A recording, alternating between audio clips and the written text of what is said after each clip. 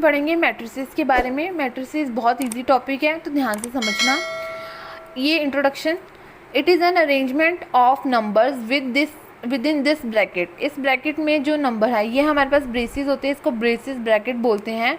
इसके अंदर जो नंबर्स को हमने प्रॉपरली अरेंज किया है, इनकी अरेंजमेंट है, इस चीज़ को हम बोलेंगे मैट्रिसेस। ये हमारे पास क्या है, मैट्रिसेस। ऐसे कोई भी नंबर्स हैं जिनको प्रॉपरली अरेंज किया गया है इस ब्रैकेट के अंदर, ये हमारे पास क्या होती है, इसको हम मैट्रिसेस बोलते हैं। ठीक है, अब है मैट्रिसेस में ऑर्डर कैसे निकालते हैं। सबसे पहले हमें पता होना चाहिए कि रोज़ कौन सी होती हैं और कॉलम कौन से होते हैं। जो लेफ़्ट से शुरू होकर राइट तक जा रहे हैं, मतलब कि जो हॉरिजॉन्टल लाइंस होती हैं, उनको हम बोलते हैं रोज़। ये लेफ़्ट से शुरू होकर राइट तक जा रहा है, ये हमारे पास हॉरिजॉन्टल लाइंस है, ये क्या होती हैं, रोज़ क्या होती हैं, हॉरिजॉन्टल लाइंस। ठीक है, हॉरिजॉन्टल लाइंस हम ऐसे रिप्रेजेंट करते हैं।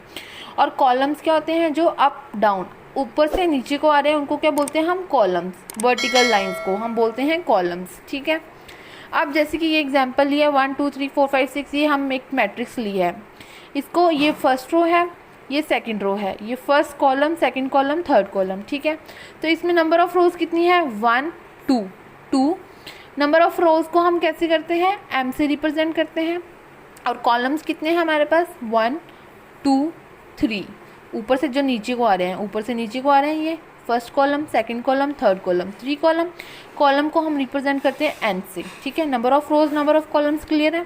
तो ऑर्डर कैसे लिखते हैं हम मैट्रिसेस का, ऑर्डर लिखते हैं m cross n। m cross n मतलब number of rose Guna multiply by number of columns, कि नंबर ऑफ रोज को हम मल्टीप्लाई करते हैं नंबर ऑफ कॉलम से।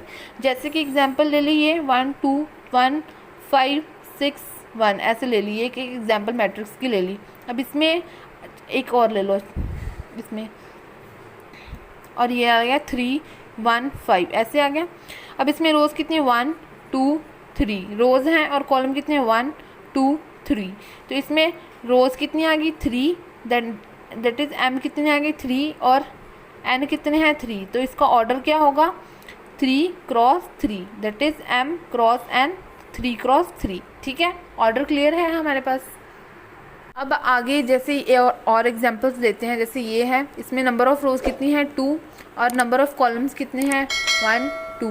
तो 2 क्रॉस 2 मैट्रिक्स, इसको हम ऐसे रिप्रेजेंट करते हैं, एक मैट्रिसेस को हम ऐसे रिप्रेजेंट करते हैं, 2 क्रॉस 2, और उसका ऑर्डर आ गया। ये 2 क्रॉस 3 की बन गई, ये 1 कॉलम 2 कॉलम, रोज़ कितनी है, 1 2 3, तो 3 × 2। ये हमारे पास मैट्रिसेस की एग्जाम्पल होगी उनके ऑर्डर के साथ।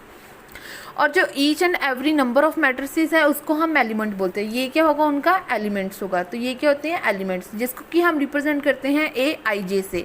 AIJ सिंपल है, आई का मतलब है कि जो रिस्पेक्टिव रो नंबर है, और रिस्पेक्टिव कॉलम नंबर J से रिप्रेजेंट करते हैं। एग्जाम्पल लेके बताती हूँ। जैसे ये एग्जाम्पल ले ली 1 2 3 6 7 5, ये एक मैट्रिसेस की एग्जाम्पल ले ली। तो पहले इसका ऑर्डर देखो कैसे लिखा गया है। नंबर ऑफ रोज कितनी है, 1 2, और कॉलम्स कितने हैं, 1 2 3। 2 क्रॉस 3 इसका ऑर्डर है। इनमें पूछा गया है कि A 2 3 एलिमेंट लिखो। एलिमेंट मतलब कि जो नंबर है, अब 2 3 से मतलब है जो 2 है, जो I है, इसको AIJ के साथ कंपेयर करेंगे। जो I होता है वो रो का होता है, और जो J होता है वो कॉलम का होता है। तो 2 means second row, 3 means third column. Second row कौन सी है, ये सेकेंड रो है हमारे पास, नीचे देखो, ये सेकेंड रो है हमारे पास। और ये कौन सा है, थर्ड कॉलम और सेकंड रो में जो कॉमन एलिमेंट है वो हमारा AIJ, या जो पूछा गया है A 2 3 एलिमेंट। तो A 2 3 कितना आ गया, 5। अभी एक और एग्जांपल देखो। जैसे ये हमारे पास एग्जांपल दी गई है 6 5 4 7 3 1। पहले तो इसका ऑर्डर देखेंगे, 1 2 3, 3 रोज हैं, कॉलम्स कितने हैं, 1 2। अब इसमें पूछा गया है कि A 2 1 एलिमेंट लिखो। तो A 2 1 एलिमेंट के लिए क्या लेंगे, 2 1 एलिमेंट का मतलब है कि 2 सेकंड रो, 1 का मतलब है फर्स्ट कॉलम। तो सेकंड रो कौन सी है हमारे पास, 5 3, और फर्स्ट कॉलम कौन सा है, 6 5 4 वाला। तो अब इन दोनों को हमने मार्क करना है। इन दोनों में कॉमन एलिमेंट कौन सा आ रहा है, ये देखो 5। A 2 1 वो कौन सा होगा, जो पूछा गया एलिमेंट। तो A 2 1 का एलिमेंट कौन सा हो गया, 5। ठीक है, अब ये एग्जाम्पल है, आपने सॉल्व करनी है।